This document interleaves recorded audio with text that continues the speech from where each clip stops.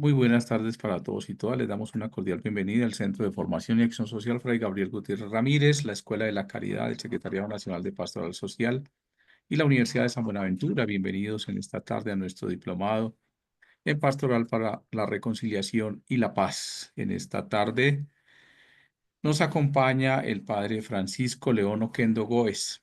Él hace parte del Centro de Pastoral para la Evangelización y la Fe en la Conferencia Episcopal de Colombia y es el director del Centro de Catequesis y Animación Bíblica.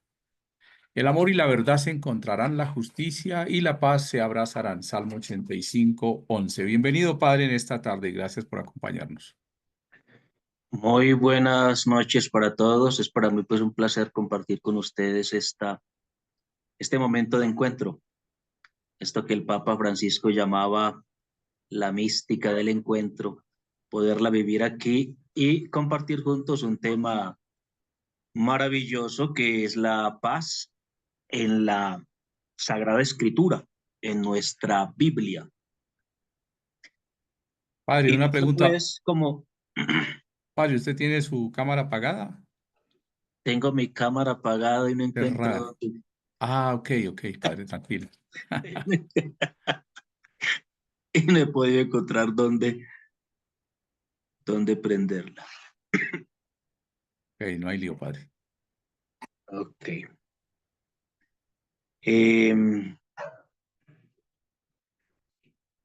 de manera que comencemos un poco definiendo los términos. Nosotros los cristianos somos la religión de la palabra, no la religión del libro, pero sí la religión de la palabra, porque adherimos en la fe a la palabra eterna, la palabra que reconocemos que se ha humanado, que se ha encarnado, Juan 1:14, y el verbo se hizo hombre y habitó entre nosotros. Como decía el Papa Benedicto XVI, de manera que Jesucristo, el verbo encarnado para nosotros, no solamente habla palabras de Dios, sino que Él es el hablar de Dios. No hay nada en Jesucristo que no sea palabra de Dios.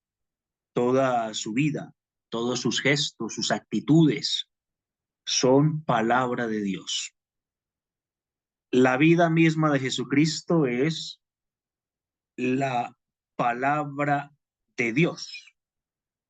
Aunque no tuviésemos un texto inspirado, la vida misma de Jesucristo es la mejor palabra de Dios.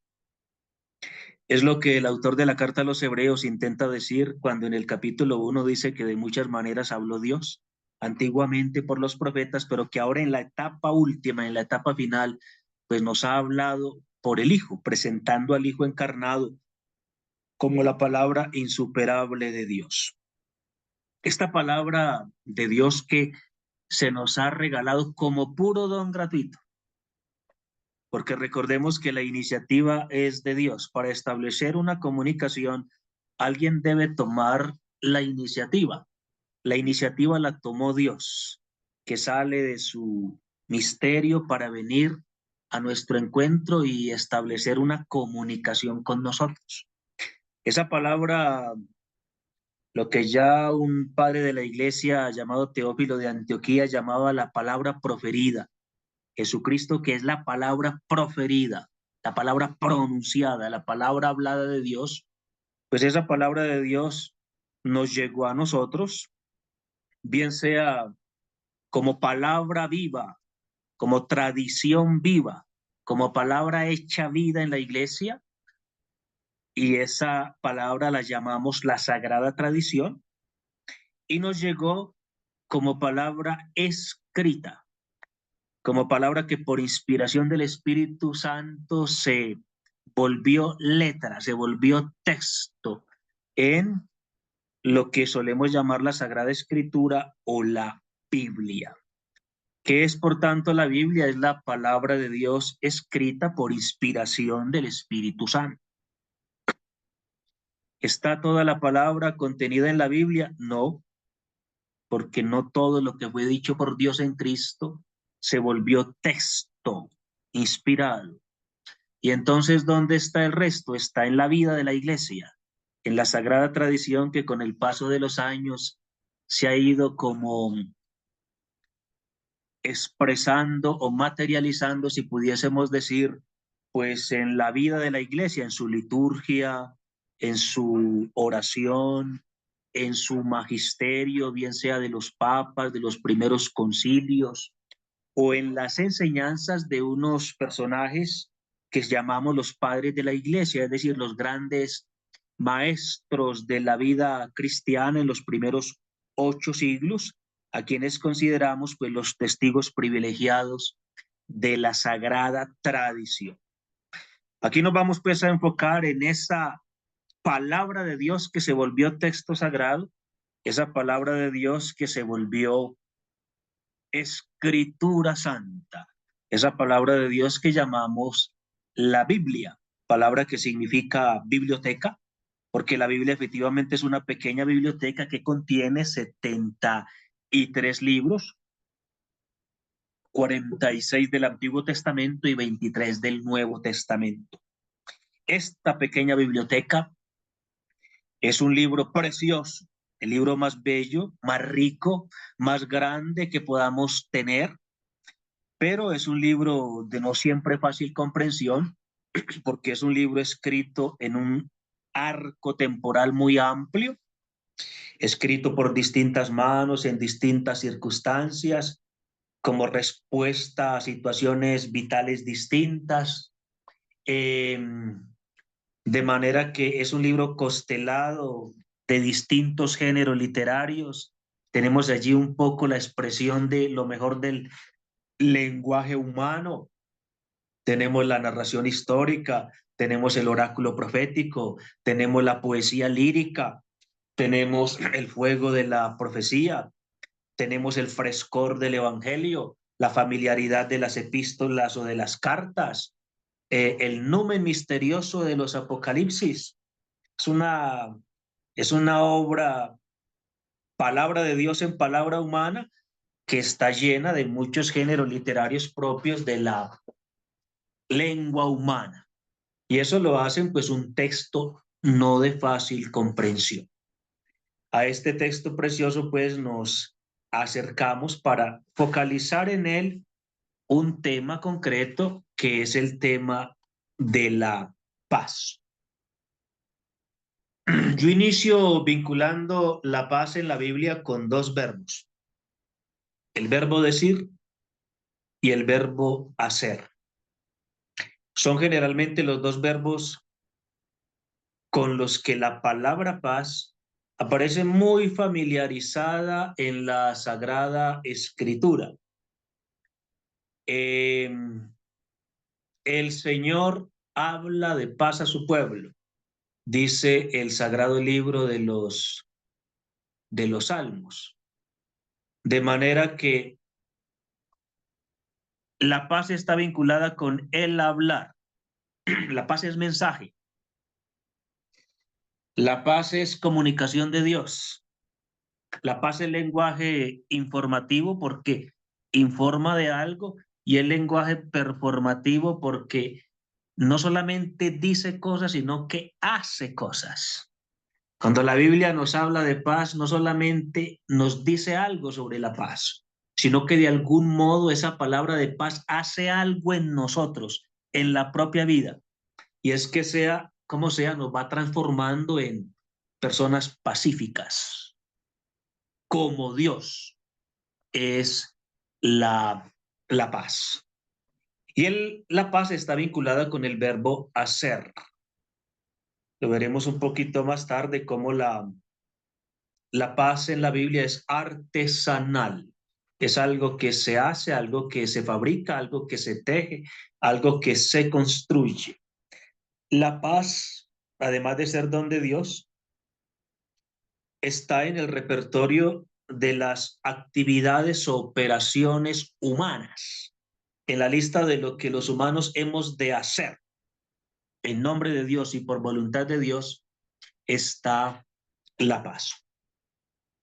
Quiero que en esta noche también miremos la paz un poquito vinculada con el concepto de esperanza, porque estamos en el año del jubileo de la esperanza y porque en la Biblia no hay nada más esperanzador que la paz y no hay nada más pacífico que la esperanza. Estos dos Padre, conceptos también aparecen. Padre Francisco, ¿usted está pasando las diapositivas? Porque nos quedamos en la primera. Sí, no, estoy en la primera todavía. Ah, ok, perfecto. Gracias. Con mucho gusto. Eh, estos dos conceptos en la Biblia aparecen hermanados. Entonces, en el marco de la año jubilar de la esperanza, pues qué bello que también no perdamos esa bonita relación. Por eso, habiendo definido qué es la Biblia, pues definamos un poco qué es la paz. La paz en la Biblia es expresada con una palabra hebrea, que es la palabra que creo que todos hemos escuchado, la palabra shalom. Shalom es una palabra que en la Biblia aparece vinculada con una larga lista de conceptos nuestros. Aparece vinculada con salud, con bienestar, con calidad, con paz entendida como no violencia, con saludo. El shalom es el saludo, era el saludo del mundo hebreo, con integridad e integralidad.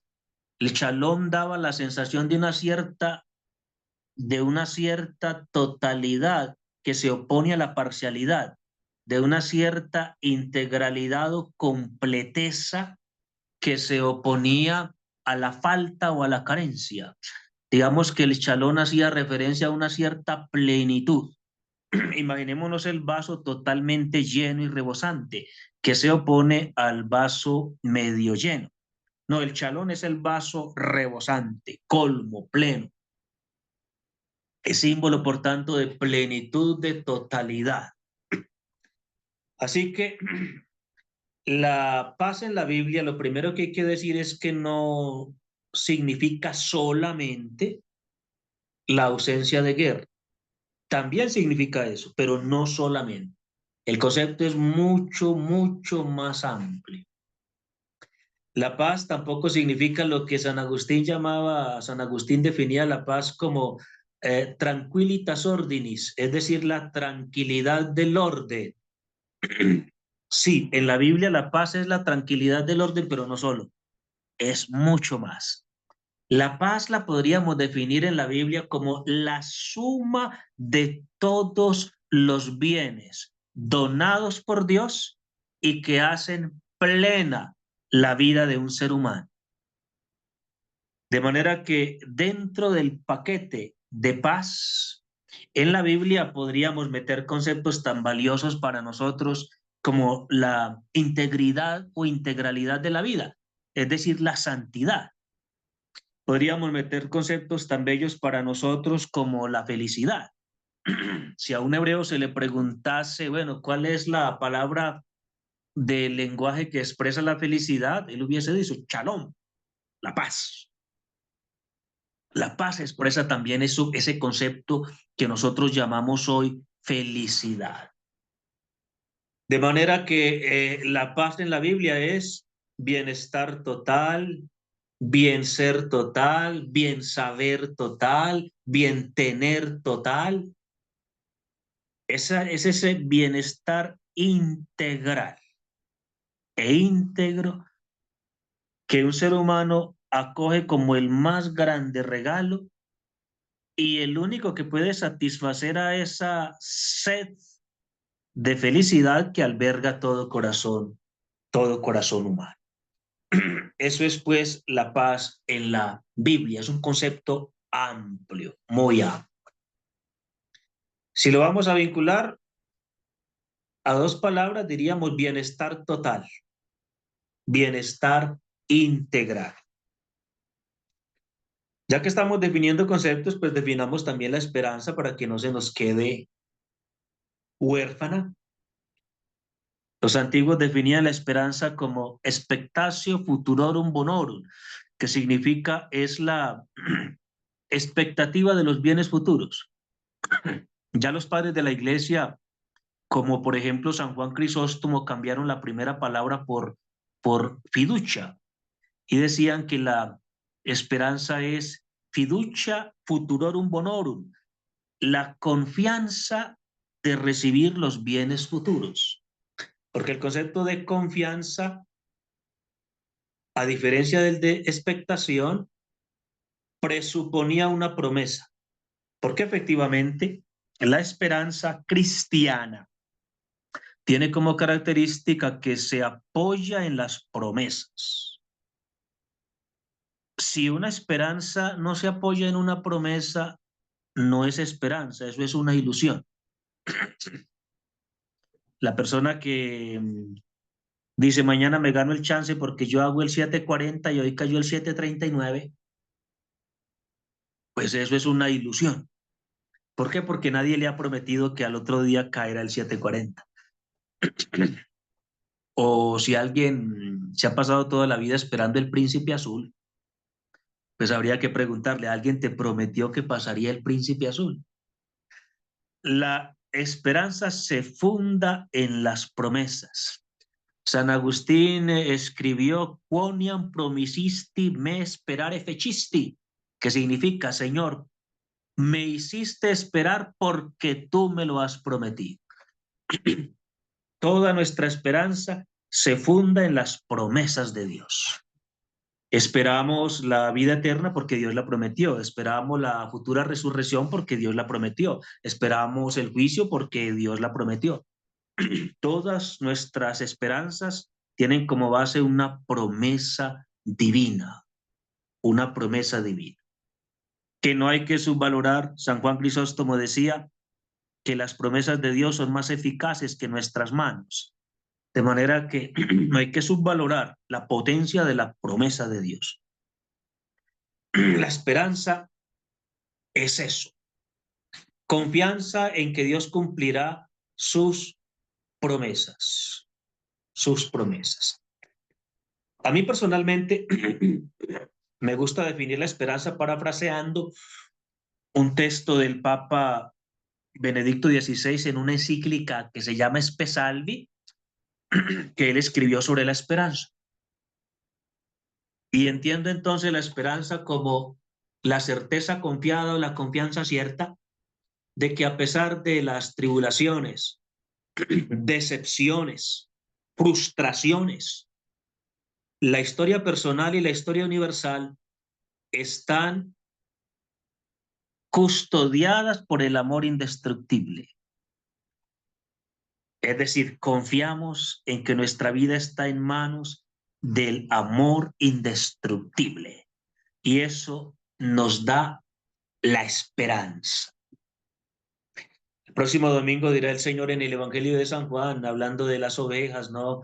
Dirá, nadie las arrebatará de mi mano. El Padre que me las ha dado y nadie puede arrebatarlas de las manos del Padre. Esa es la esperanza. La esperanza es saber que estamos en las manos de Dios, que somos custodiados por el amor indestructible e invencible. Y sobre ese amor se funda nuestra esperanza, nuestra esperanza.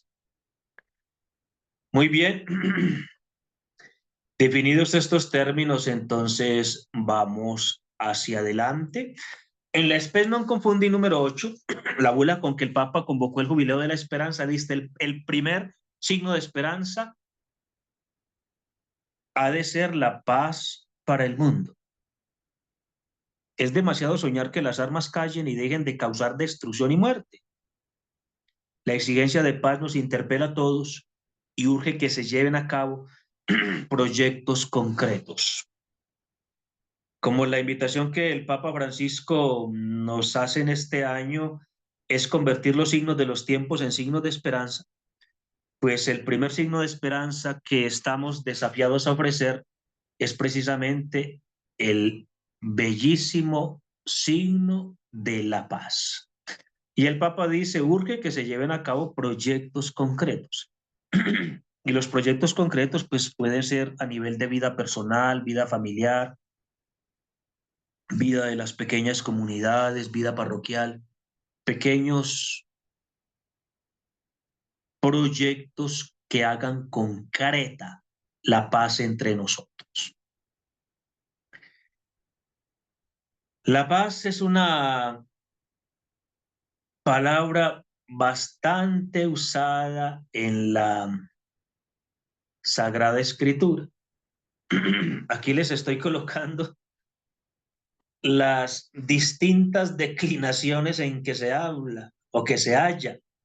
La Biblia habla de alianza de paz, palabras de paz, propuesta de paz, hacer la paz, llamados a la paz, consejería de la paz, consejo de paz, mensajeros de paz, camino de la paz, tierra de paz, planes de paz, juicio de paz, morir en paz, hijos de la paz.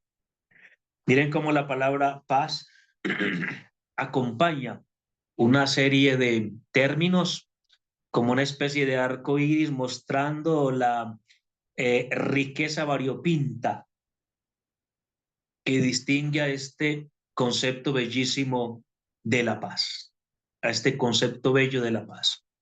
En todas estas expresiones, hay expresiones que están vinculadas al decir palabras de paz, palabras de paz, propuestas de paz, llamados a la paz, consejería de la paz, mensajeros de paz, son expresiones vinculadas al decir la paz. Y hay otras expresiones vinculadas al hacer la paz, alianza de paz, tierra de paz, planes de paz, juicios de paz, hijo de la paz, vinculadas al hacer. Esto es bello porque estas dos dimensiones han de hacer parte de nuestra vida cristiana. La paz es la palabra que debe tejer nuestro decir. Nosotros hablamos de paz. La paz hace parte de nuestro discurso. La paz hace parte de nuestro mensaje. Nosotros no podemos comunicar cosas distintas a la paz, y la paz también es el modo como comunicamos. No solo porque hablamos como contenido de la paz, sino porque usamos la paz como forma, manera o medio. Comunicamos de modo pacífico. Cosa muy importante porque en algunos momentos se tiende a caer en ámbitos sociales en lo que llamamos la violencia verbal o de las palabras. Nada que ver con nosotros los cristianos. Los cristianos, la paz no es solo el contenido de lo que hablamos, la paz es también el modo, el cómo hablamos. Hablamos de un modo pacífico. Y el decir sobre la paz no nos basta. Debe concretarse en un hacer sobre la paz, en un hacer sobre la paz. La paz, pues, es un reto bellísimo que todos tenemos. Sintetizando, la paz designa una existencia con bienestar total, en armonía total, plenitud armónica consigo mismo, con Dios, con los demás, con la naturaleza.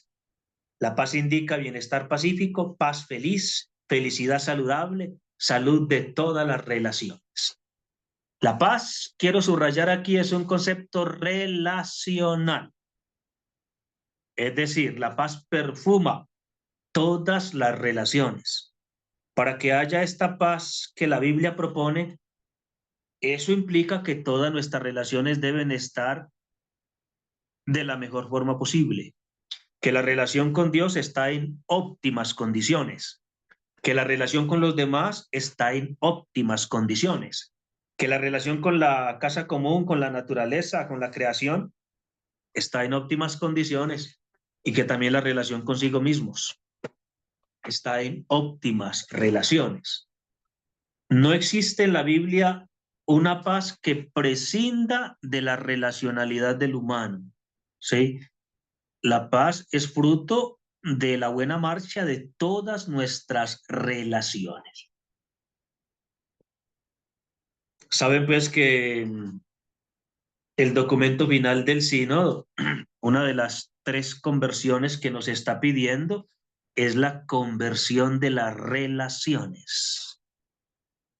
Porque dice el documento, nos jugamos mucho en el modo evangélico de las relaciones. Y una manera de vivir el modo evangélico de las relaciones es precisamente relaciones pacíficas. Mantener relaciones pacíficas con el contorno donde nosotros vivimos.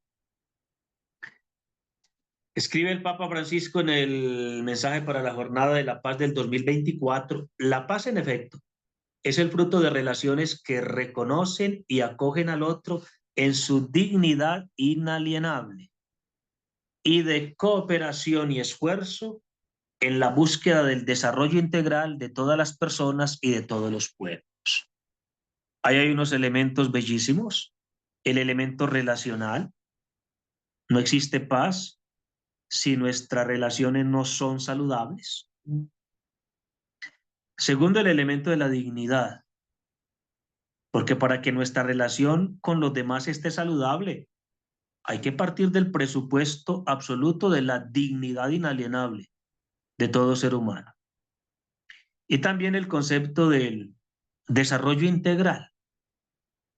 Para que haya paz hay que apuntarle el desarrollo integral, bien sea de toda la persona, bien sea de todos los pueblos.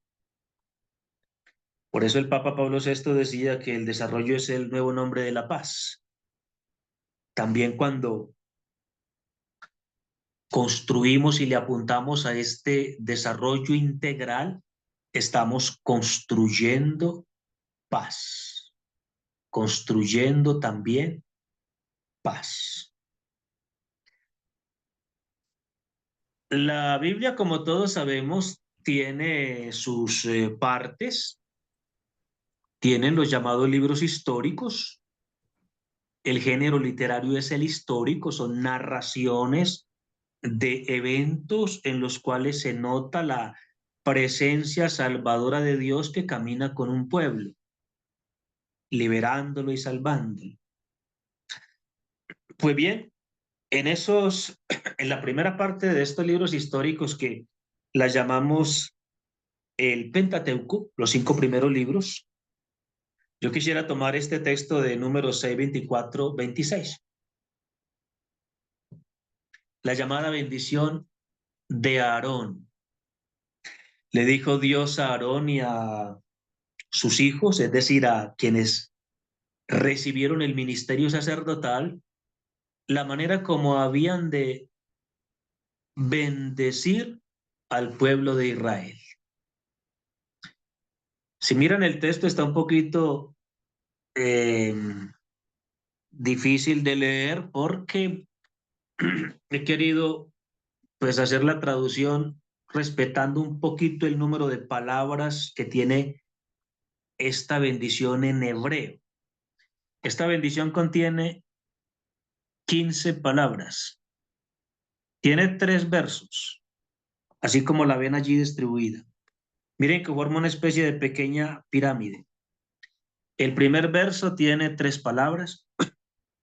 El segundo verso tiene 5 palabras. Y el tercero y último tiene 7 palabras. Un total de 15 palabras. El nombre de Yahvé, o sea, el nombre de Dios, aparece 3 veces. Si a esas 15 palabras le quitamos las 3 veces en que se halla el nombre de Yahvé, nos quedan 12 palabras. Signo del pueblo de Israel. Porque esta es la bendición de Yahvé para el pueblo de Israel. La primera palabra es el verbo barak. La oración inicia diciendo, Yevarejeja Adonai Ishmereja. Que te bendiga el Señor. Por tanto, la primera palabra es bendecir, el verbo bendecir.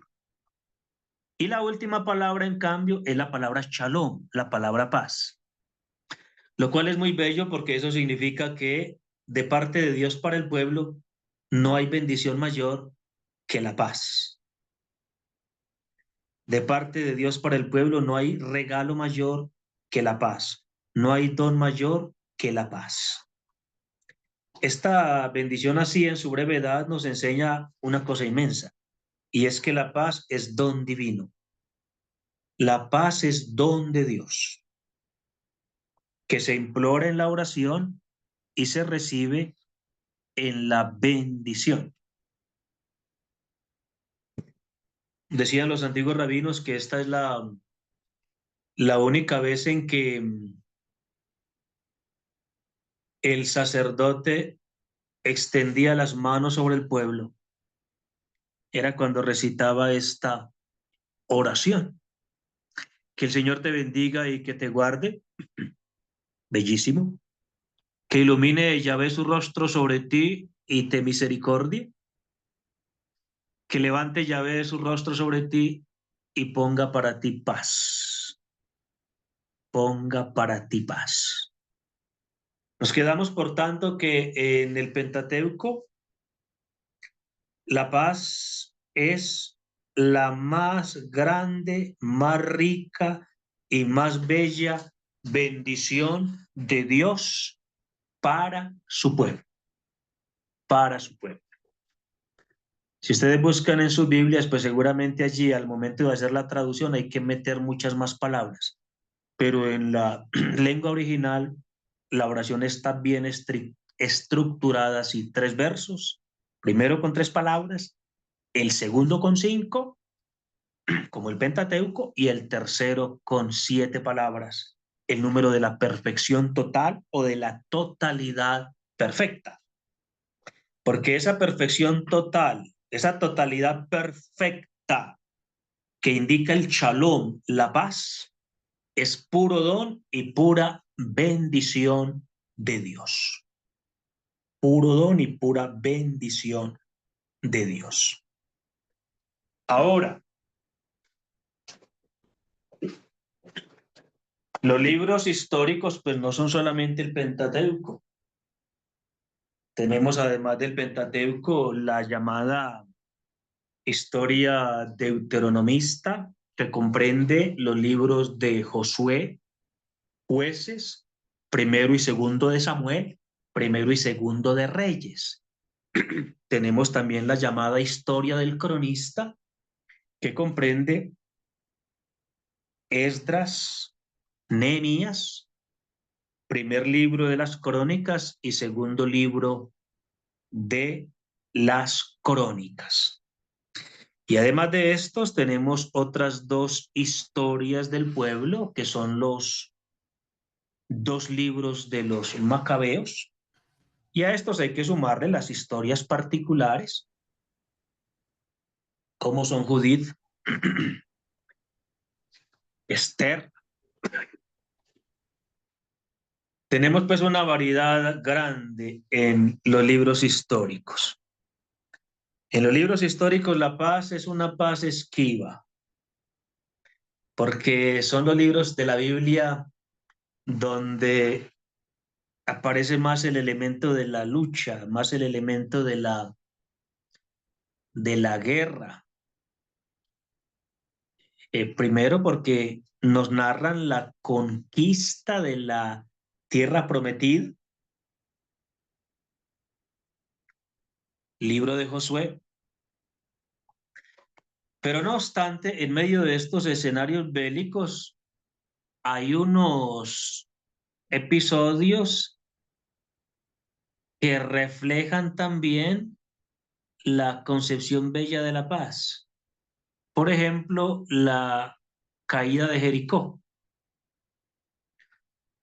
que el libro santo nos recuerda que no se conquistó mediante las armas. Las únicas armas de las que se revistió el pueblo de Dios fue la liturgia orante, la oración litúrgica de un pueblo que con el arca de la alianza daba vueltas en torno a Jericó hasta que Jericó cayó. Es decir, fue una toma pacífica. Se armaron de paz. se armaron de aquella paz que nace de la espiritualidad, de la oración, en una solemnísima procesión, y así cayó Jericó. Es bellísimo ese pasaje porque nos recuerda que muchas veces la paz puede ser la mejor arma de conquista, que muchas veces el arma de la paz obtiene más que la prepotencia de las armas. Pero estos libros claramente, porque nos cuenta la conquista de la tierra, el libro de Josué, el dominio sobre la tierra conquistada, los libros de los jueces, el establecimiento del pueblo y de sus instituciones, como la profecía y la monarquía en los libros de Samuel, y también en los dos libros de los reyes. Como nos narran estos eventos muy humanos, donde entran en juego distintos actores de poder, generando conflictos bastante frecuentes y de distintas intensidades, pues en estos libros la paz aparece como una paz esquiva, como un bien conquistable, pero no siempre conquistado. ¿Con qué nos quedamos? Siendo esquiva la paz, en los libros históricos es vista como el ideal a alcanzar. Puede que la paz no sea el real, pero permanece siempre como el ideal. Puede que la paz no sea el ser, pero permanece siempre como el deber ser. Permanece siempre como la meta a la cual tender, como el proyecto de Dios no realizado, algunas veces frustrado, pero que siempre atrae, siempre fascina, siempre motiva y siempre inspira. De los libros históricos aprendamos eso, la paz como el ideal, un ideal, una meta, un sueño dorado que no se nos puede perder, sobre todo cuando el real en el que vivimos son situaciones de violencia, situaciones de guerra, pero no podemos perder el sueño y entramos de nuevo a conjugarla con la esperanza, ¿no? Porque el verbo esperar significa mirar lejos. Como dice el filósofo Byung-Chul Han, la esperanza es la madre del futuro. La esperanza es la que nos libra de un futuro cerrado, porque la esperanza a veces en situaciones desesperadas, de guerra por ejemplo, nos abre horizontes insospechados. La esperanza nos ayuda a mirar más allá, nos libra de una cierta miopía que nos impide ver más allá de la nariz y nos ayuda a seguir soñando. Nos recuerda que cada uno es tan grande como sus sueños. En los libros históricos aprendamos eso, a mantener con la esperanza la mirada puesta en el ideal, la paz como el ideal. En el profeta Habacuc, en el capítulo 2, hay una frase difícil de entender. Dice el profeta, el soberbio no estira el cuello, pero el humilde vivirá de la fe. Estirar el cuello es la posición corporal de la esperanza. Es lo que hacemos todos cuando queremos ver lejos. Lo que está diciendo Malaquías es, no, el soberbio no tiene esperanza. Le cuesta ver lejos. Le cuesta ver lejos. No podemos perder esa actitud de la esperanza, la capacidad de estirar el cuello para mirar lejos, bien lejos, para seguir construyendo utopías, buscando sueños, construyendo reino de Dios, que es nuestro más bello proyecto, nuestro más bello proyecto. Después de los libros históricos tenemos en la Biblia los llamados libros proféticos. Sabemos que tenemos 4 profetas mayores: Isaías, Jeremías, Ezequiel, Daniel, y 12 profetas menores. Estos forman el grupo de los que llamamos profetas escritores, porque hay otros profetas, o mejor, existieron en el pueblo de Israel otros profetas, pero que no escribieron. Pero no significa que fuesen menos grandes, porque el paradigma de la grandeza de la profecía en el Antiguo Testamento es Elías. No obstante que Elías no haya sido un profeta escritor. Ahora, hablamos de profetas mayores y profetas menores, tomando como criterio la extensión de sus libros. Isaías es el profeta que aparece como el primero de los mayores porque su libro es el más extenso. Luego viene Jeremías, luego Ezequiel, luego Daniel. Pero no significa que Isaías sea necesariamente más grande que Habacuc. Lo que decimos es que son profetas mayores porque su obra es mayor. El texto que nos legaron, que nos dejaron como herencia, es mayor, mucho más grande. Pues bien, los profetas que son la conciencia del pueblo, los profetas que son la voz de alarma para el pueblo, en hebreo la palabra profeta se dice el naví, en griego el profetes, que puede tener distintos significados, puede significar la persona que habla delante de otros, puede significar la persona que predice algo antes de que suceda, y puede significar, y es quizás el significado más acogido, aquel que habla de parte de otro, lo que hoy llamaríamos un vocero. Pues bien, los profetas son los voceros de Dios. Ellos tienen la conciencia de que no tienen un mensaje propio. Ellos transmiten el mensaje de Dios.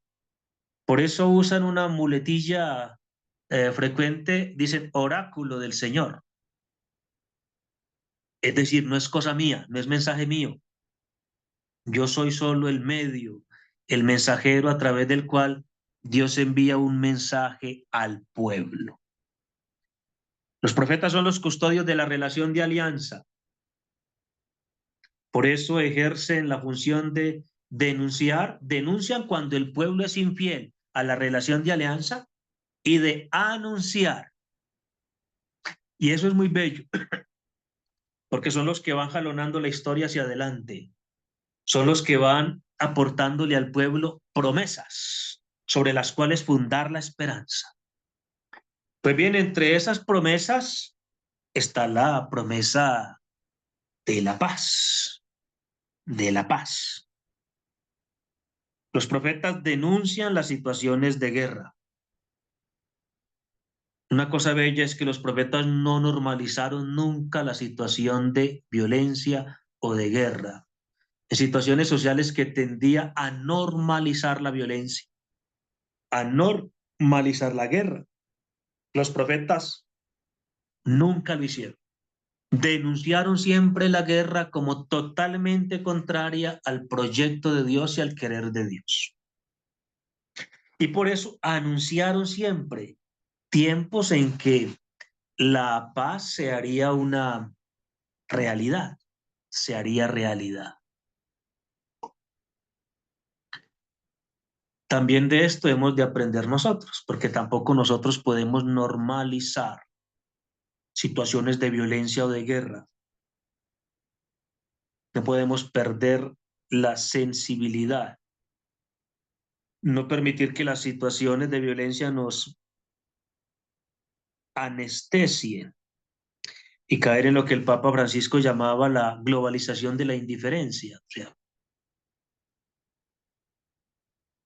para nosotros los cristianos lo verdaderamente contrario al amor no es el odio, sino la indiferencia. No, los profetas no fueron indiferentes jamás ante la realidad de la guerra, la violencia. La denunciaron como contraria al querer de Dios y anunciaron y llamaron a trabajar por la paz. Qué hermosos son sobre los montes los pies del mensajero que anuncia la paz. Son palabras tanto del profeta Isaías como del profeta Habacuc. Qué hermosos, ¿sí? El mensajero de la paz que no es estático, pero sí estético. No es estático porque va recorriendo montes y montañas. Y es bello. Qué hermoso los pies del mensajero que anuncian la paz. Que anuncian la paz. Pues bien, los profetas comenzaron a asociar la paz paradisíaca, la paz ideal, la paz anhelada, la paz esperada, la paz prometida, comenzaron a asociarla con un personaje, con el Mesías. Entre ellos Isaías, que en el capítulo 9, presentando al futuro Mesías, lo presenta con estos títulos. Maravilla de consejero, primero. Segundo, Dios fuerte. Tercero, siempre Padre. Cuarto, príncipe de la paz. Y añade como un quinto elemento, grande es su señorío y la paz no tendrá fin sobre el trono de David. Así el profeta asocia la paz esperada con la figura del Mesías. Dice, él, el Mesías, él será el portador de la paz. Este sueño de la paz que alberga el corazón humano encontrará realización gracias al Mesías, que portará, que traerá la paz. Así estos dos conceptos se fueron asociando y vinculando, Mesías y paz. Cuando pensaban en el Mesías, pensaban en la paz, y cuando pensaban en la paz, pensaban en el Mesías. El Mesías o el Cristos, que recordemos significa ungido, el ungido. Él es considerado el portador de la paz. Ezequiel 34, Ezequiel 37. La profecía bellísima de Miqueas en el capítulo 5, que solemos leer en todas las Navidades. Es muy bella porque allí no solamente se anuncia que el futuro Mesías nacerá en Belén, sino porque de una manera muy sutil el Mesías es definido como la paz, porque Miqueas dice, él será la paz. La paz se convierte en definición del Mesías. La paz se convierte en nombre del Mesías. La paz se convierte en don del Mesías. Y como se trata de una profecía, la paz se convierte en promesa mesiánica. Promesa mesiánica. Dice Zacarías capítulo 9, él guerreará contra la guerra y pacificará con su paz. Suprimirá el arco de guerra y proclamará la paz a las naciones. De manera que la paz va vinculada con la superación de la guerra, con la supresión de la guerra y con la supresión de los instrumentos de la guerra, las armas. Suprimirá el arco de guerra y proclamará la paz a las naciones. Ya pues el profeta Zacarías va anunciando que la propuesta del futuro Mesías será la paz. El mensaje que trae será la paz.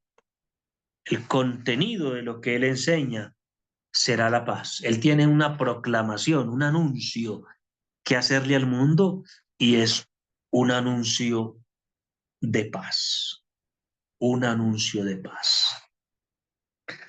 Nos quedamos, por tanto, que en la profecía, los profetas, la conciencia del pueblo, los profetas nos invitan a mirar con esperanza, a no resignarnos al real, sino a buscar el ideal de la paz. Los profetas denuncian la guerra como contraria al proyecto de Dios y anuncian la paz como promesa de Dios. Y vinculan la paz a una persona esperada como es el futuro Mesías. A él le asignan esta misión bellísima de instaurar la paz sobre la tierra. De manera que la esperanza se vuelve a encontrar con la paz, porque la esperanza en el Mesías era esperanza en la paz. Una esperanza pacífica, una paz esperada.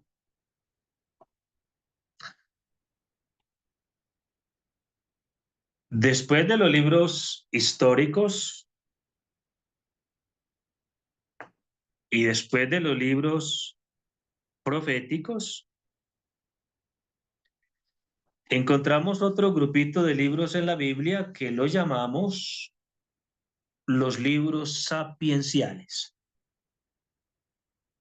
Libros bellísimos, hermosos, de fácil lectura, motivadores y cautivadores. Libros que enseñan sabiduría. Enseñan el arte de vivir bien, que es la cualidad del sabio. El arte de vivir bien que para el hombre de la Biblia coincide con vivir como Dios quiere. ¿Y cómo se da cuenta el ser humano qué quiere Dios? A través de la ley. La ley es la expresión del querer de Dios, de la voluntad de Dios. Por eso el sabio es aquel que estudia la ley, profundiza la ley y cumple la ley. Vive la ley divina. No tanto como norma, sino como valor, como el valor encerrado en la norma. Son libros pues que enseñan sabiduría. Si ustedes miran bien la palabra sabiduría, en latín se dice sapiencia. Se parece mucho a dos palabritas nuestras, la palabra saber y la palabra sabor.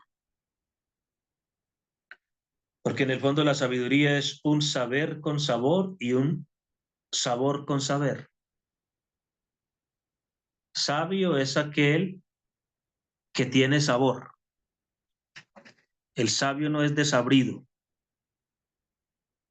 El sabio es aquel que tiene sabor de Dios. Para los sabios de la Biblia, sabio es aquella vida, aquella existencia humana, aquella persona humana que tiene sabor de Dios. Para nosotros cristianos, nosotros hablamos de la sabiduría cristiana y es lo mismo. Sabio es aquel que tiene sabor de Cristo, que tiene saber y sabor de evangelio. Ese es el sabio. Pues bien, los sabios en este arte de formar para la buena vida, en la lista de virtudes, actitudes, estilos de vida que ellos enumeran como parte de la buena vida, pues no pueden dejar por fuera la paz. La paz es una de las características del sabio. El sabio es pacífico. Esa es una de las maneras de mostrar y demostrar que es sabio, es pacífico.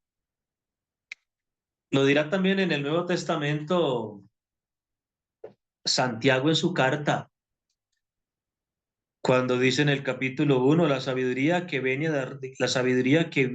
de arriba es amante de la paz. Santiago está recogiendo la enseñanza de los libros sapienciales. Eso pensaban los autores sapienciales. Sabio es aquel que no solamente se ha hecho sabio por competencia humana, estudio humano, experiencia humana, sino porque ha recibido el don de la sabiduría. Porque la sabiduría para el sabio de la Biblia no es solamente una conquista del humano, sino un don del divino. Por eso en el Sagrado Libro de la Sabiduría, en el capítulo 9, tenemos la bellísima oración que Salomón dirige a Dios pidiéndole sabiduría. Porque la concepción clara es esa, no es solo una conquista humana como lo era para los pueblos que rodeaban a Israel, sino que la sabiduría es don de Dios. Pues bien, la certeza era esa, la sabiduría que viene de arriba, es decir, la sabiduría que es don de Dios, ante todo es amante de la paz, amante de la paz. Es enamorada de la paz, se siente fascinada, apasionada por la paz. En el capítulo 3 del Sagrado Libro de los Proverbios, que es el libro sapiencial más antiguo que nos ha llegado, hablando de la sabiduría, dice, sus caminos son deliciosos y sus senderos conducen a la paz. ¿A dónde conduce la sabiduría? A la paz. Y los caminos por los cuales lleva la paz son caminos difíciles, desagradables. No, son deliciosos. Son deliciosos. De manera que la meta es deliciosa porque es la paz y hasta el camino hacia ella es delicioso. Dice también Proverbios 12:20, hay amargura en el corazón del que trama el mal y hay alegría para quien aconseja la paz. Bellísimo eso. Para la persona que aconseja la paz, propone la paz, irradia paz, habla de paz, hay alegría, mucha alegría. El libro del Eclesiastés nos recuerda que desgraciadamente no siempre se vive en paz. Hay tiempo de amar y tiempo de odiar, tiempo de guerra y tiempo de paz. Un texto bello que nos recuerda que también la existencia de los seres humanos tiene sus estaciones. Y así como hay cálidos veranos, hay fríos inviernos. Como hay floridas primaveras, hay también grises otoños. Pero el texto también nos recuerda que la paz o la guerra no son solo realidades exteriores a nosotros, sino que muchas veces inician dentro de nosotros. Porque el tiempo de la guerra comienza dentro, con el odio que alberga el corazón humano, y el tiempo de la paz, que es exterior, comienza en el interior, con el tiempo de amar.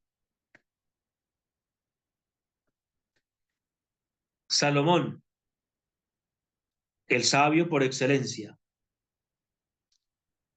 La palabra Salomón, el nombre Salomón, significa el Pacífico. Y es muy bello porque el más sabio es el más pacífico. El mensaje es siempre el mismo, no existe sabiduría sin paz. Y a veces no existe paz sin sabiduría. Salomón reinó en tiempos de paz, dice el libro del Eclesiástico. Salomón reinó en tiempos de paz, porque Dios pacificó sus fronteras. Construyó un templo en su honor y fundó un santuario perpetuo.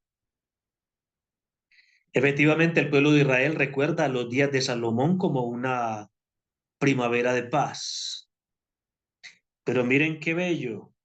Solo un hombre de paz puede construir una sociedad de paz.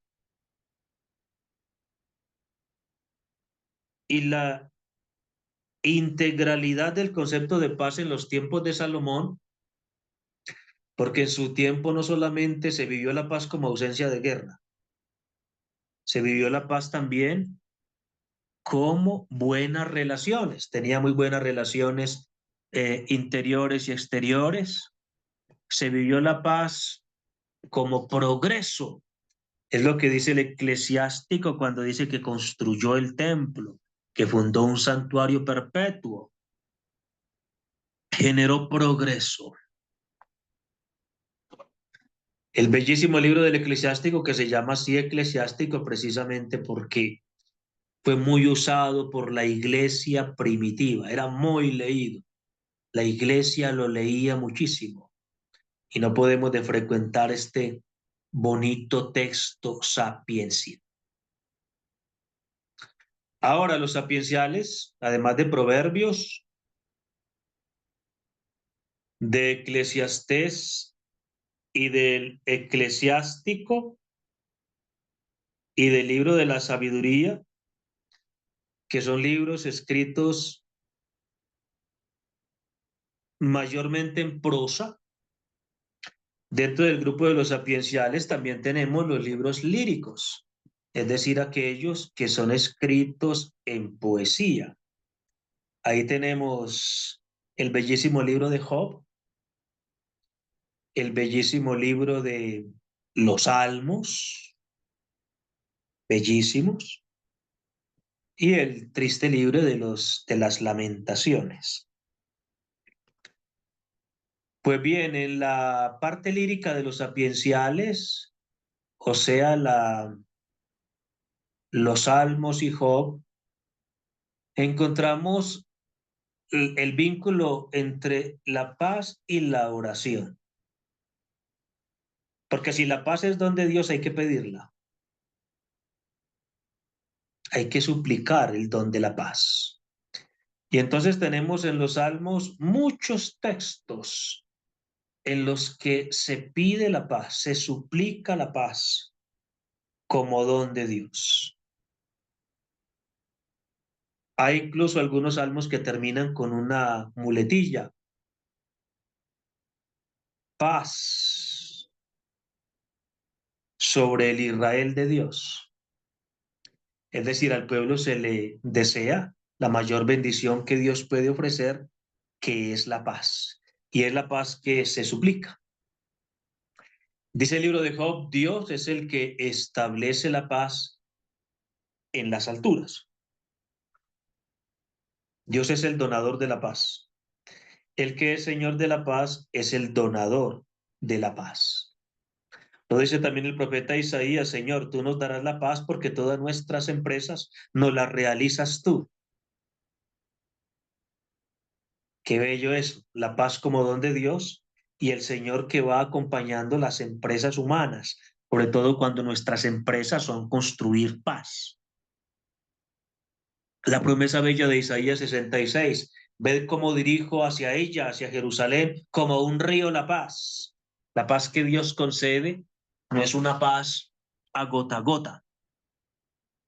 No es una paz mezquina, sino una paz abundante. Ve cómo dirijo hacia ella como un río la paz. También Jeremías, los curaré y les revelaré abundancia de paz y de verdad. Como la paz es don de Dios, hay que pedirla con humildad, persistencia, mucha fe y mucha confianza en esta promesa que Dios nos hace, en esta promesa bella que Dios nos hace. Ahora, la paz está vinculada con una forma de oración pública que la llamamos la liturgia. Es el culto público oficial.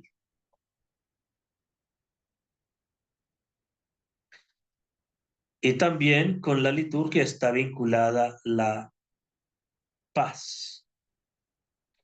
La liturgia que para el hombre bíblico era epifanía, una cosa que hoy hemos perdido. O sea, la liturgia era manifestación de Dios. Hay un salmo que dice muy bello, Señor, ¿cómo te contemplaba en el santuario, viendo tu fuerza y tu gloria? Tu gracia vale más que la vida, te alabarán mis labios. El orante donde veía a Dios, donde se le revelaba, donde se le manifestaba a Dios, donde vivía esta epifanía, en la liturgia. Él iba a la liturgia del templo y contemplando la liturgia vivía una verdadera epifanía. Dios se le revelaba, él contemplaba a Dios en la liturgia. Pues bien, en este mundo de la liturgia se suplicaba la paz y el Señor concedía la paz. Así escribe el profeta Ageo, grande será la gloria de este templo, la del segundo, mayor que la del primero, dice el Señor, y en este lugar daré la paz. Es bello, el Señor hace esa promesa aquí, en el santuario, en el lugar de la liturgia sagrada. Aquí daré la paz. Una promesa preciosa del Señor, bellísima del Señor. Escribe el salmista, en paz redimirá mi alma de la guerra, pues son muchos los que están contra mí. El Señor da la paz rescatándonos de la guerra. Y escribe también Isaías, su ánimo está firme, hablando de Jerusalén. Su ánimo está firme, tú le asegurarás la paz porque en ti confía. Recuerden que la Tierra Santa es llamada Tierra Santa porque tenía como capital a Jerusalén, la ciudad santa. Jerusalén es la ciudad santa porque en ella estaba el templo santo. Y el templo que ven aquí era santo porque en él estaba lo que llamaban el Debir, o sea, el santo de los santos. Aquel espacio donde moraba Dios. Por eso quien iba a la liturgia y al culto iba en verdad a un encuentro con Dios, a una epifanía de Dios, a una manifestación de Dios. Y uno de los dones bellísimos que se traía era la paz, que Dios había prometido darla allí, en el templo, en el culto, en la liturgia. Esto pues no pasa de moda. Todavía hay muchas personas que hacen experiencia de una paz singular y particular en el templo y en la liturgia. De manera que los libros que llamamos sapienciales nos enseñan que hay un vínculo inseparable entre sabiduría y paz. Porque si la sabiduría consiste en el arte de vivir bien, no se puede vivir bien sin paz. Y nos enseñan también que la paz, siendo don de Dios, hay que pedirla en la oración, hay que recibirla en el contexto del culto público y oficial y de la liturgia sagrada, porque tanto el santuario como la liturgia son fuente y manantial de la paz que Dios da. En síntesis, pues, para cerrar el Antiguo Testamento, el Señor dará fuerza a su pueblo y el Señor bendecirá a su pueblo con la paz. Ese es el deseo que proclama el salmista y es un buen deseo para cerrar la primera parte de la Biblia, que es el Antiguo Testamento. Para que entremos al Nuevo Testamento, es decir, lo que Dios nos ha revelado en Cristo Jesús y a través de Cristo Jesús. Porque Jesucristo es nuestra paz esperada y esperanza pacificadora.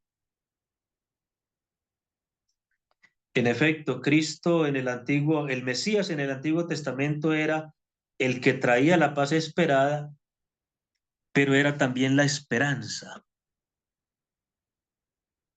La esperanza. De manera que ambas cosas se cumplen con el nacimiento de nuestro divino Salvador. En el Nuevo Testamento, Jesucristo es nuestra paz. La paz en el Nuevo Testamento no es una ideología, un discurso, un programa, una filosofía. En el Nuevo Testamento la paz es una persona con un nombre, una historia y un rostro. La paz es Jesucristo. Es lo que dice la carta a los Efesios 2:14. Él es nuestra paz. Él es nuestra paz. Y dice también el apóstol Pablo en Efesios 2:15, Él es el hacedor de la paz. De manera que la paz no es solamente el ser de Cristo, sino que la paz es también el hacer de Cristo. Cristo es la paz y Cristo hace la paz. Ahora Él es también nuestra esperanza. Primera Timoteo 1:1 define a Cristo como nuestra esperanza. Nuestra esperanza. En Él se cumplen esas dos bellas promesas que había hecho el Antiguo Testamento, de que el Mesías cumpliría lo esperado y que el Mesías traería la paz al mundo. La paz enmarca toda la vida de Cristo. Según Lucas, cuando en Belén nace el Hijo de Dios encarnado, un coro de ángeles comienza a cantar y dice, gloria a Dios y paz a los hombres en quien Dios se complace. De manera que al inicio del Evangelio de Lucas aparece la paz. Y al final del Evangelio de Lucas, Lucas 24, cuando el Señor se aparece a los discípulos ya resucitados, los saluda diciendo, la paz esté con ustedes. Así la paz enmarca todo el Evangelio de Lucas. Y hay una cosa muy bella y es que en el Evangelio de Lucas, la paz está vinculada con el verbo o con la actitud de entrar. Los ángeles cantan la paz, cantan a la paz cuando el verbo de Dios entra en la historia humana. Lo que se canta cuando Él entra en la historia es la paz. Cuando Jesús envía a los 72 a anunciar el reino, les dice, cuando ustedes entren a una casa, digan la paz. Y también cuando el resucitado entra a la comunidad de sus discípulos, saluda con la paz. Esto es bellísimo porque ese es el reto que tenemos nosotros. Donde quiera que nosotros entremos, lo que hemos de llevar es paz. Bien sea que entremos a la vida familiar, bien sea que entremos a la vida laboral, bien sea que entremos a los ámbitos sociales, económicos, culturales, deportivos, donde quiera que entremos. Lo primero que se debe sentir es el aroma de la paz, el aroma de la paz. Pues bien, Jesucristo, que es la paz, que anunció la paz, que trajo la paz, Él nos regala la paz. Y es lo que nos narra Juan capítulo 20. Cuando dice que Jesús vino, se puso en medio el resucitado, se puso en medio y les dijo, la paz a vosotros. Él está dando un don bellísimo, porque dice el Evangelio que les mostró las manos y el costado, es decir, les mostró las heridas de la pasión, como diciéndoles, todos los bienes que yo he alcanzado con mi pasión redentora, todos esos bienes que están incluidos en la palabra paz, todos esos bienes se los doy a ustedes.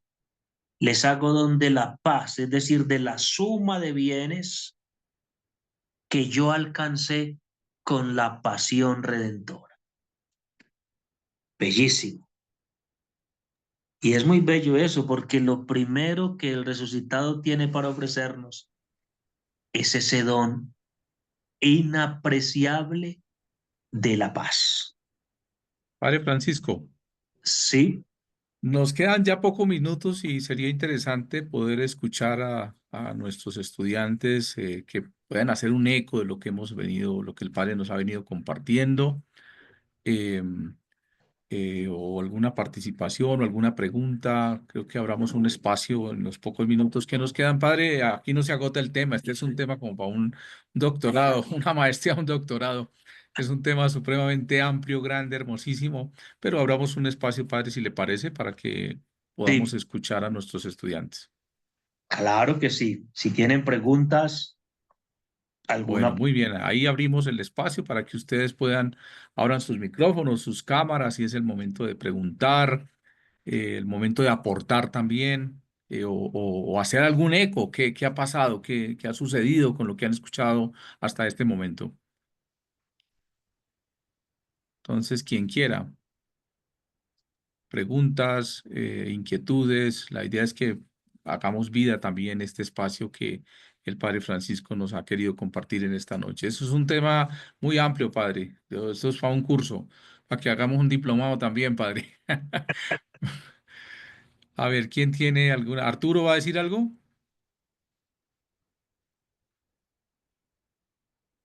¿Alguno tiene alguna participación, alguna pregunta, alguna inquietud? Este es el momento para que lo hagamos. Escriban en el chat si les da pena participar. Escriban en el chat qué ha pasado, qué ha sucedido. Hagamos un eco de lo que estamos, de lo que hemos ido escuchando. O si hay alguna pregunta, póngala en el chat, por favor. Sí, muy buenas noches. Ramiro, gracias. Buenas noches, Fray Miguel y Padre Francisco. Pues todo va centralizado en la palabra de Dios, en la Sagrada Biblia, esencialmente en los dos verbos, el decir y el hacer, de la paz que se teje, se hace y se construye en hombres con corazón de paz a, a organizar y a llevar una paz a la humanidad. Desde ahí, desde el corazón que infunde paz, ahí viene la organización por intermedio de muchos, bueno, en los libros, en los diferentes libros que expresa la Sagrada Biblia, que los libros de los sapiensales, lo más importantísimo, bueno, todos son importantes, los sapiensales para la sabiduría, el hombre de sabiduría, el hombre de paz. De ahí que nosotros estamos formándonos como mensajeros de paz o artesanos de paz en las diferentes parroquias o diócesis de Soacha. Pero es importantísimo tener en cuenta todos estos temas que hemos recibido ya con proyectos concretos y llenos de esperanza a través de esta vida personal, lo social, familiar y parroquial. Y es importantísimo igualmente las propuestas en consejerías, en juicio o en comisiones. Es un tema bastante especial y gratificante para nosotros los estudiantes y artesanos de paz, desde luego. Pero es ahí que, bueno, el país vive en una constante desesperanza en medio de las víctimas y de los victimarios, desde luego, porque pues eso somos todos hijos de Dios, lógico, porque en la medida que hayamos realizado el sacramento del bautismo, hay que toca llevar y sensibilizar humanamente a todos estos equipos y grupos, equipos parroquiales, los grupos asistenciales al margen de la ley, pero es importantísimo estas reflexiones a la luz de la palabra de Dios y de las reflexiones del padre Francisco León. Entonces, para mí es muy gratificante y enriquecedor para poner un granito de arena aquí en la tierra. Muchas gracias. Gracias, Ramiro. Muy bien. ¿Quién más? Había alguien con la mano levantada. Buenas noches. Buenas noches. Bueno, eh, pues escuchando lo que decía el padre, digamos que todas estas nos conlleva que debemos de servir y que dentro del servicio que uno realiza, pues se construye la paz. Digamos, hablando desde mi experiencia como docente, como profesor, ahorita como rector de una institución, hoy por lo menos me acordaba mucho de este diplomado.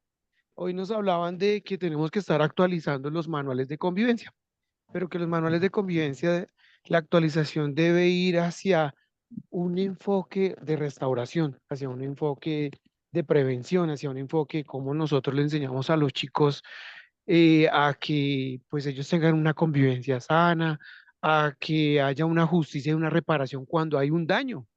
Entonces, pues a veces uno piensa, yo no sé, yo a veces pienso que la paz se construye desde escenarios como la escuela, como la casa, como las escuelas de padres, que por ejemplo se realizan desde los colegios, para que pues digamos empecemos todos a trabajar y construirla con pequeños granitos de arena, pequeños, sí, que sea algo pequeñito pero que se pueda hacer y que con el tiempo crezca para que sea algo muy productivo, para que digamos los chicos cambien.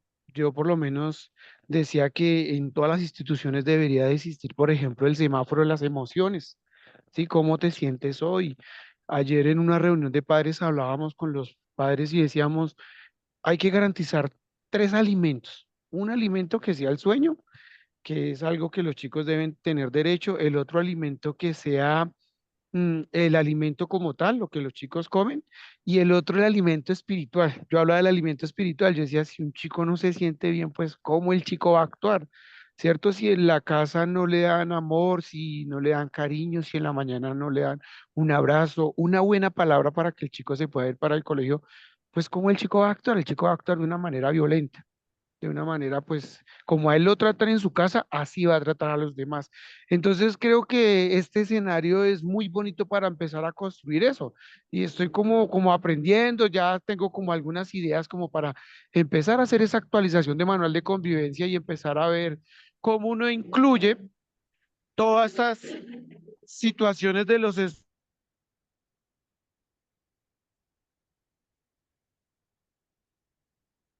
Lo perdimos.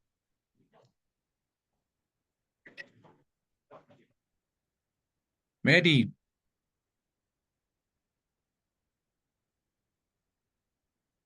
Mary Mora tiene el micrófono abierto. Ya, listo, Buenas ahora. noches. Ya estoy. Bienvenida.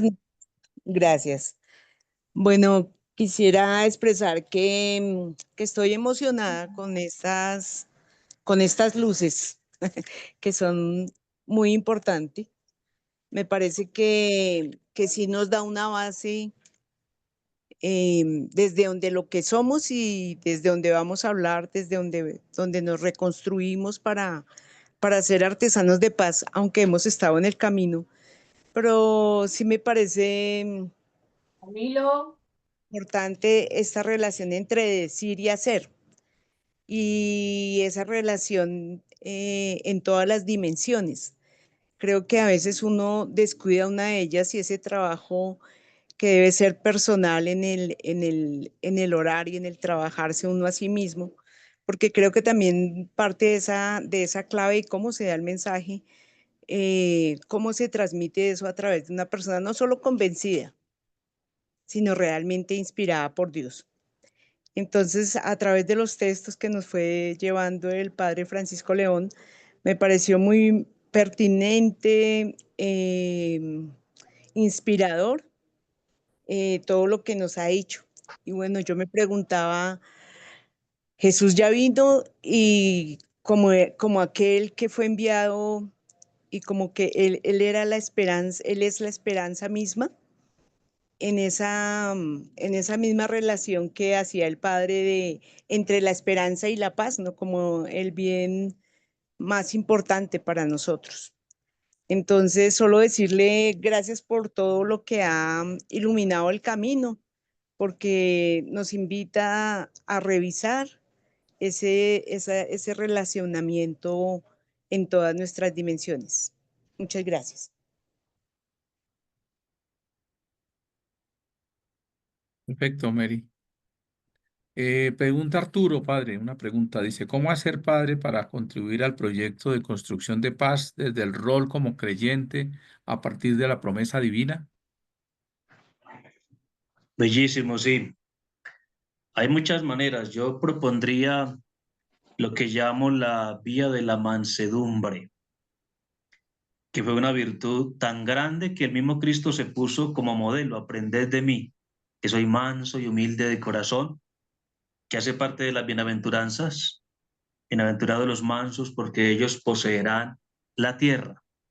La mansedumbre, que es precisamente el arte refinado de la no violencia, la decisión de optar siempre por la no violencia. Es como decía el Papa Francisco, es la capacidad de reaccionar a ofensas recibidas, ultrajes recibidos, a circunstancias difíciles de la vida, reaccionar de una manera no violenta. La mansedumbre es una palabra un poquito rara porque hablamos poco de ella y por eso muchos prefieren traducirla como amabilidad, afabilidad, ternura, dulzura. Yo creo que una manera de construir como creyentes proyecto de paz es volver a descubrir la importancia de la mansedumbre en la vida relacional. Es decir, si en las relaciones familiares, laborales, sociales, le subimos el volumen a la amabilidad, a la afabilidad, a la delicadeza, al buen trato, al respeto, a la dulzura, a la ternura, que todo eso está incluido en este concepto clásico de mansedumbre. seguramente crearíamos relaciones muy pacíficas y entornos muy pacíficos. Ese es un buen modo hoy, sobre todo en una sociedad a veces tan agresiva como la nuestra. Pregunta Carlos Ruiz, ¿cómo puede uno reconocer si la paz que experimenta viene verdaderamente del Señor y no de una tranquilidad pasajera o producto de circunstancias humanas? La paz que viene del Señor no es infecunda, es decir, es una paz que suele producir algo y generalmente no para beneficio de la persona, sino para los demás. Es una paz que va acompañada de una cierta fecundidad, de algún modo beneficia a quienes te rodean. Y no tiene pues nada que ver con el egoísmo. Al contrario, la paz que viene del Señor, la paz que es fruto del Espíritu, lanza siempre a los demás. Y otra manera como de discernirla es la alegría.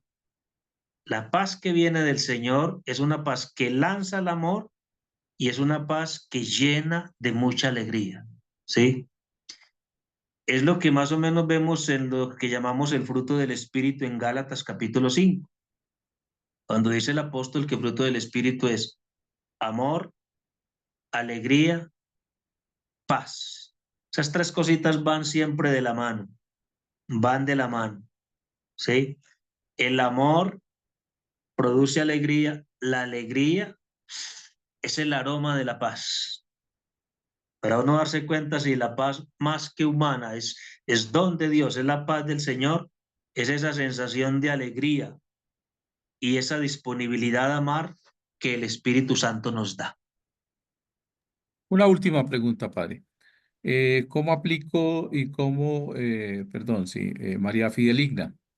Buenas noches. ¿Cómo aplico yo como creyente a mi comunidad, a mi conjunto donde vivo, donde hay diferentes religiones, diferentes personas, llegadas de otras regiones, culturas, desplazados por la violencia, como reconciliación con Dios que es paz absoluta, así es, de alguna forma es cómo trabajar allí dentro de un conjunto donde hay una variedad de, de creencias, pero también de culturas, pero también de personas que llegan de muchos sitios del país. Sí, primero el respeto, porque esa es la actitud cristiana frente a la diferencia. El amor no impide el disenso y el disenso no impide el amor. El hecho de que seamos diferentes no significa que no nos podamos amar y el hecho de que nos amemos no significa que no podemos ser diferentes. Querer a una persona es una decisión, pero respetarla es una obligación. Entonces lo importante es que a quien es diferente le garanticemos siempre el respeto, que es lo que uno ve que Cristo hace en el Evangelio. Cristo sabe que hay mucha gente que la piensa de un modo muy distinto a como la piensa Él, que vive de un modo muy diferente a lo que Él está proponiendo, pero Él se mostró siempre muy respetuoso. Y a ese respeto añadirle algo que San Francisco llamaba la veneración del otro, que va más allá del respeto. Es lo que decíamos, ese aprecio a la dignidad del otro como persona humana, aunque sea totalmente diferente. Y una gran carga de presencia y de cercanía, porque cuando nos encontramos con personas que han sido muy heridas por experiencias de violencia o de guerra, pues las heridas que son causadas por la carencia solo pueden ser sanadas por la caricia, ¿sí? Allí donde hubo una carencia de amor, tiene que haber después un exceso de amor que tenga la capacidad de curar y de sanar las heridas. Por eso en un contexto así garantizamos eso, el respeto a la diferencia y esa presencia tierna, esa ternura presente que va sanando las heridas del otro. Padre Francisco, muchas gracias y a todos en esta noche. Creo, Padre, que eh, 1 hora y media es muy poco para todo este tema, para todo el desarrollo de un tema como estos. Pero gracias, Padre, por darnos esos elementos. Finalmente, en estas sesiones lo que buscamos es despertar. Seguramente que van a ir a buscar la Biblia en estos días y van a repasar los textos y seguramente en la medida en que vayamos avanzando en nuestro diplomado, van a buscar la fundamentación desde la Biblia para poder escribir, para poder compartir, y eso es muy importante. Recuerden que estamos en el primer módulo, fundamentación teológico, bíblica y pastoral. Entonces, seguramente que vamos a recibir otra serie de elementos, pero Padre, de verdad, muchísimas gracias por habernos acompañado en esta noche. Un aplauso para el Padre y un aplauso también para cada uno de ustedes. De verdad que ha sido muy, muy interesante haber podido compartir con ustedes. Regálenos, por favor, su cámara aquí. Gracias, María Fidelina. Todos abran, por favor, sus cámaras para que dejemos un registro en esta noche. Gracias. Eso, muy bien. Gracias. Muy amables. Todos, por favor, prenden su cámara. Siempre les vamos a pedir que abran sus cámaras. Qué bueno poderlos conocer. Uno a veces no sabe con quiénes está estudiando, eso, qué caras. Yo sé que pedirles una sonrisa a esta hora, después de toda una jornada de trabajo, es un poco complicado, pero regálenme, por favor, una sonrisa. Gracias, muy amables. Eso, ahí va la primera foto. Falta, faltan las últimas 200, no mentiras, falta solo una. Gracias. Eh, Acá, perfecto. Abran sus cámaras. Este segundo grupo, sí, poquitas personas abrieron sus cámaras. Tranquilos. Si ya están ahí en las cobijitas, no pasa nada. Aunque se acuestan muy temprano, pero bueno. Eso es muy bien, maravilloso. Gracias. Muy bien, excelente. Gracias por habernos acompañado en esta noche, Padre, de verdad, por habernos dado estos elementos bíblicos. Seguramente que más adelante tendremos un curso de Biblia. Creo que eso ya es hora de nuestros diplomados tener un curso de Biblia para todos nosotros. Eh, a nuestros estudiantes recordarles que ya ustedes encuentran allá en el canal de WhatsApp la primera cartilla para lectura obligatoria, ¿sí? Y también les dejé una serie de preguntas, un cuestionario que se convierte casi que en una guía de lectura de esos documentos. Las preguntas nos ayudan sobre todo a buscar lo importante del texto, porque si no nos quedamos en ese mar que traen los textos y no encontramos lo esencial. Entonces, las preguntas les ayudan a que ustedes tengan lo esencial. Con eso, cuando llegue el examen, entonces ya eso es facilísimo porque ustedes ya tienen la cartilla rayada, las preguntas solucionadas. eh, Vayan conformando sus grupos, sus clubes de lectura. Yo creo que lo más importante es eso. Si ustedes no tienen un club de lectura, los de Bogotá, los de Soacha, dividan sus grupos, que creo que Soacha es el grupo más grande.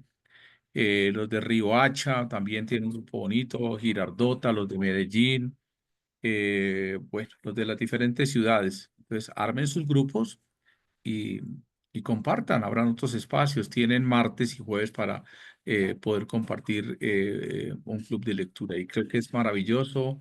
Allí se aprende cantidades, se comparte muchísimo, pero sobre todo se comparte la vida. Se comparte la vida y creo que estamos todos en el trabajo de la pastoral social, en nuestras diócesis, en nuestras arquidiócesis, y entonces, pues qué maravilloso que podamos aportar desde estos aprendizajes a todos los que están desde las instituciones, el rector que nos hablaba, qué maravilla, que vea que de estos diplomados les da las posibilidades de revisar sus documentos y de actualizarlos y como una respuesta también al país. De verdad, muchas, muchas gracias. Desearles un feliz descanso. Recuerden que el lunes, y solamente el lunes, vamos a iniciar la clase a las 4 de la tarde.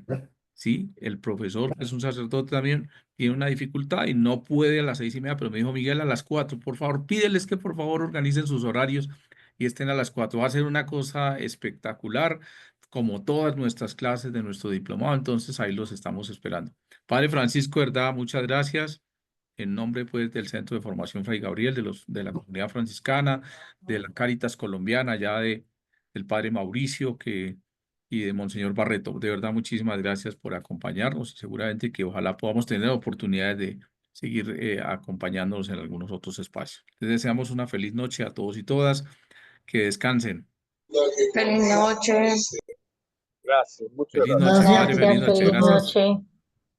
Gracias, buenas noches. Gracias.